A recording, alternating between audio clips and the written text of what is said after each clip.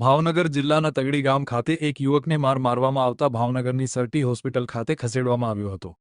યુવકને મારવામાં આવ્યો હોવાની ઘટનાને પગલે વિડીયો પણ સામે આવ્યો છે। તગડી નજીક યુવક ઉપર હુમલો કરાયો હોય અને તે ઇજાગ્રસ્ત થતાં હોસ્પિટલ ખસેડાયો હતો।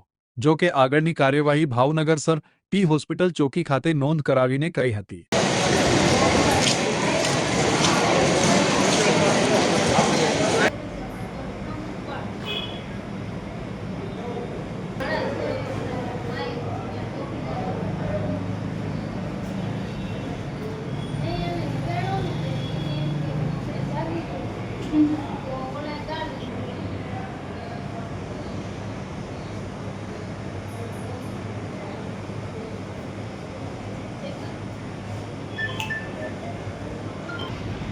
ડॉक्टर साहब भरी गया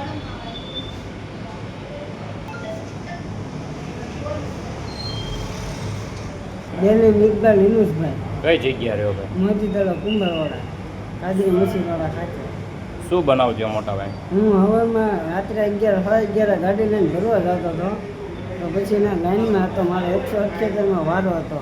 પછી 2 નંબરની ગેટ વટીને કાંટે પગવા ગયો ને તો હું ઘરે ખુઈ ગયો, નટ પડી ગયો ને નટ પડી ગયો એટલે તો પછી મને જગાડવા આવ્યો તો વાંયથી છે ને વાંયથી આવ્યો તો મેં કીધું મારો ભાઈબંધ છે તો મેં એમ કીધું કે તું હુંય જાઉં ગાડી ચાલુ કરીને મારે હેર ભરાતા વાર લાગશે એમ। તો એ આવ્યો તો મને નહોતી ખબર કે તે મને તુકારો કેમ દીધો એમ। પછી મને મારવા જ માંડ્યો। મેં એને કહું છું ભાઈ મેં કીધું મારા ભાઈબંધની હિસાબે મેં તમને તુકારો દીધો તો મને કહે કે તુકારાથી વાત જ નહીં કરવાની એમ। મેં કીધું હશે તો મને એ ડાયરેક્ટ ધોકો મારવા માંડ્યો અને અહીંયા આંખ ઉપર અહીંયા બાકોસિયા ભરી ગયો ને પગમાં ધોકો માર્યો ને પડખામાં માર્યો ને હાથમાં માર્યો।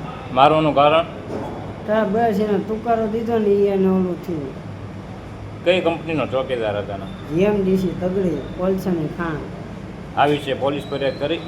પોલીસ ફરિયાદ કરી હતી પણ એ પોલીસવાળા આવ્યા હતા ખાણની અંદર પણ એ વાત કરીને લે કે મને પોલીસની અંદર બોલેરાની અંદર બેઠાડે।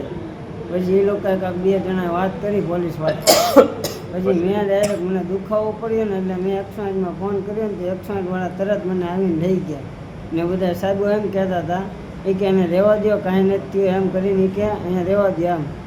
પછી બધું કર્યું ને તો પોલીસવાળાએ કાંઈ ન બોલ્યા ને મને જવા દીધો। પહેલાં મેં પોલીસવાળાને જ ફોન કર્યો હતો કે તમે અહીંયા આવો મારે માથાકૂટ થઈશ ને મને માર્યો તો એ આવ્યા આવીને મને એની ગાડીમાં બેસાડ્યો ને પછી એ પોલીસવાળા કાંઈ વાત કરી સિક્યુરિટીવાળા બરાબર તો પછી એ વૈયા ગયા ને મને હું 108 બોલાવીને મેં કીધું 108માં મને બેસાડીને મને વૈયા ગયા। મને બહુ દુખતું હતું એટલે